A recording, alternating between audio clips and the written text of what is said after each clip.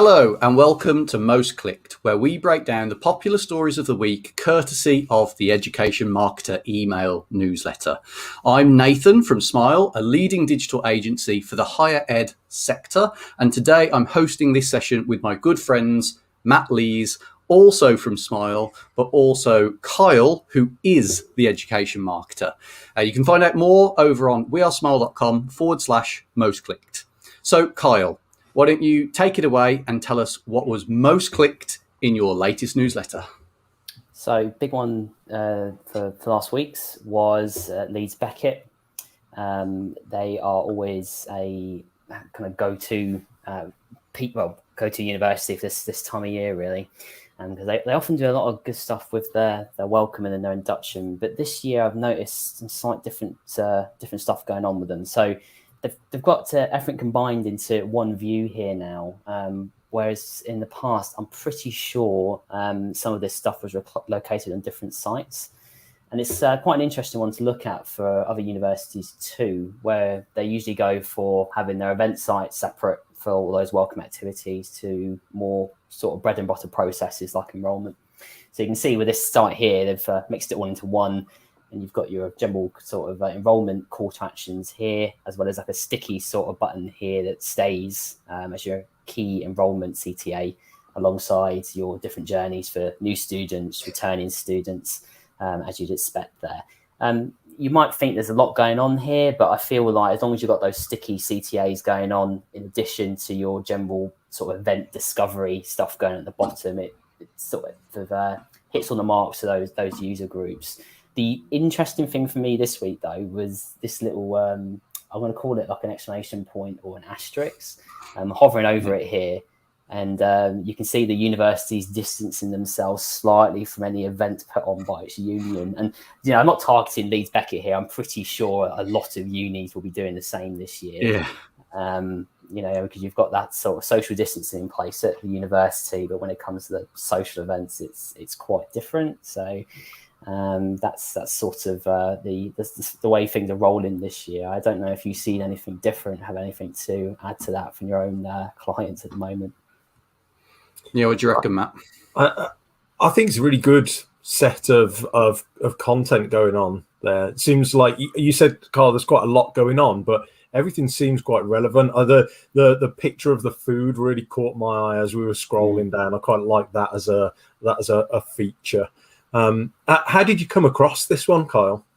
Yeah, I mean, like I said, Leeds Beckett, I usually do check out what they're doing reasonably regularly because they have that great reputation for their marketing in the sector. I think they actually have one of the largest marketing teams in the sector. So anything they do, they usually do it at scale and at budgets that are probably slightly higher than most other universities. And you see similar sort of level of the performance from, you know, BCU. They've got a really great welcome sort of package this year, really great site. But generally across the sector, there's a lot of great stuff happening because it's a very important year and you've got that return to in-person. It's a big one and expectations of students are very high as well. So, you know, universities have to hit that bar. Yeah. And it sits on the flagship website, doesn't it? That kind of whole section's new section to the site. It does, yeah. Whereas before, it wouldn't be uncommon to see that pushed onto like a microsite, which makes sense as well. And I'm sure you guys have worked on similar projects in the past. Yeah, well, we did a webinar recently with Akiro, and I know that Alex from Akiro was talking about how there's this appetite from students to know more about Freshers Week and that kind of welcome period. And it feels like Leeds Beckett have really hit the nail on the head there. There's some really nicely curated pieces going on. I've not seen too much else in that arena, but you know that's setting them apart, I guess, if that's the case. Yeah, no, nice. They're good ones. Cool. Well, Kyle, what took second place this week? This is a bit of a surprise one for me, because usually, like the top few slots, you know, they're usually occupied by what unis are doing. So it's the ones where I do like a profile on what a university's done with its marketing. But last week I had some sort of semi-techie stuff ranked quite highly. And it was to do with tracking cookies, privacy, which, aren't the most gripping topics. But I think given where we are now with that sort of stuff and Apple rolling out, it's more or less annihilation of cross-app tracking. Google, Google's pushed back its cookie apocalypse, but it's still very much on the radar. And I feel people are starting to get this stuff land in their inboxes now. Like, what are we doing? What's the plan? Because this is not a small shift. Yeah, nothing makes clicks like fear. Yes, that's it, isn't it? And I was quite surprised that I got the engagement from those pieces. It's a nice piece in DigiDay if people want to read it. The piece itself focuses on smaller businesses, but a lot of the challenges that these businesses are facing are very similar to large higher education institutions. We got we're MailChimp users, and we got the email from MailChimp basically saying, "Oh no, this thing's coming, it's happening," and their take on it is that basically if it gets opened in one of Apple's email clients, they're just going to consider it as opened. So they're saying, "Yeah, your metrics are going to be skewed, and there's nothing we can do about that." So and it's interesting that Apple has that sort of power that it can just decide that we're not going to do this anymore, and it affects everyone in an instant. What else is interesting in that piece is it looks at what brands are doing to respond to it, and as you can expect, a lot of people are taking first-party data a lot more seriously. So they're leaning into content marketing more. They're looking deeper at their content strategy. They're really focused on building audiences rather than renting them from other brands. And you take a look at things like Student Room. Universities spend a lot of money with them every year because they have the audience and they've done a great job of building that audience. But what I'd like to see in the future is universities looking at people like Student Room and thinking about, well, how can I grow my audience? Can I buy an audience that's similar and then have it as my own or whatever it is? But I think there needs to be a lot more innovation in that space over the next couple of years. Yeah. Well, from one form of privacy into an absolute privacy nightmare. Mark Zuckerberg has been fiddling about with Ray-Ban. Matt, you were quite intrigued by this Ray-Ban story, right? Yeah. So both you and I, Nath, had Snapchat spectacles a few years ago for a project. And to see Ray-Ban move into that space, I was quite intrigued by it. I think they. My first impression was at first they look cooler than the Snapchat spectacles that we had to, but I'm not convinced by this kind of wearables movement just yet. No, have you?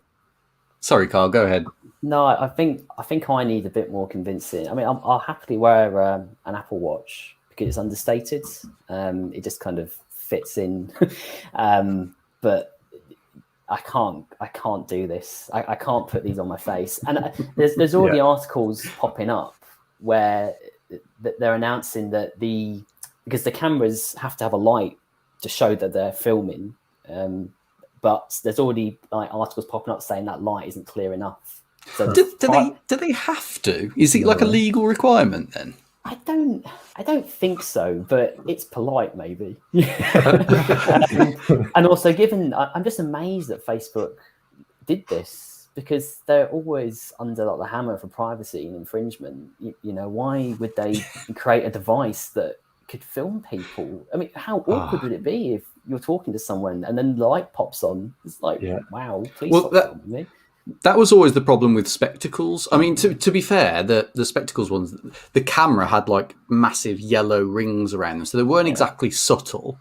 And I always remember at the time seeing articles about how you could get like a Sharpie and just colour over the yellow to make it look kind of cooler.